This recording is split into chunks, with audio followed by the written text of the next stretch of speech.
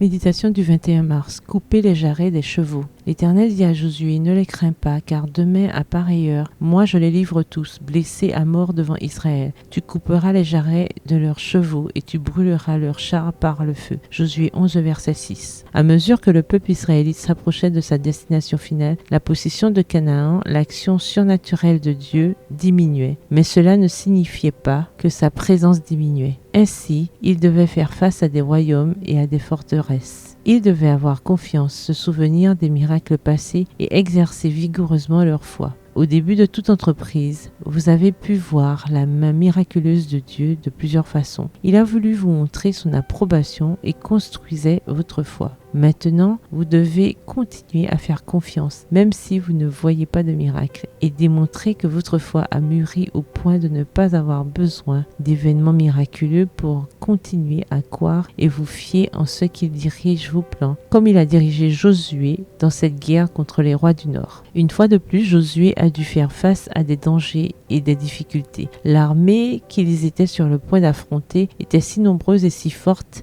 qu'elle est décrite comme un peuple en quantité aussi innombrable que le sable qui est sur le bord de la mer. Josué 11, verset 4. Flavius Joseph, un historien, affirme qu'ils étaient 300 000 soldats armés, 10 000 cavaliers et 20 000 chars. Josué devait aller de l'avant en s'appuyant sur les paroles du texte d'aujourd'hui. Ils auraient la victoire, mais ne devraient pas garder le butin. Couper les jarrets des chevaux signifie couper les tendons de leurs pattes arrière. On peut se demander pourquoi Dieu a ordonné cette maltraitance animale. N'aurait-il pas été plus facile de garder pour eux ces 10 000 chevaux et 20 000 chars? Ils étaient les véhicules blindés et les armes puissantes de l'époque. N'aurait-il pas été utile pour de futures batailles? Pourquoi cette action drastique? Dieu voulait que le peuple croie les promesses. Les uns comptent sur leurs chars de guerre, d'autres sur leurs chevaux. Nous faisons appel au Seigneur notre Dieu. Psaume 20, le verset 8. Dans la version Bible en français courant. Lorsque vous faites face à un nouveau défi, souvenez-vous que l'intention de Dieu est que vous vous appuyez sur sa parole. Même si les miracles immédiats n'apparaissent pas, continuez à faire confiance. Demain, lorsque vous ferez face à l'engagement qui vous attend, il se battra pour vous. Vous n'aurez pas besoin de conserver le butin.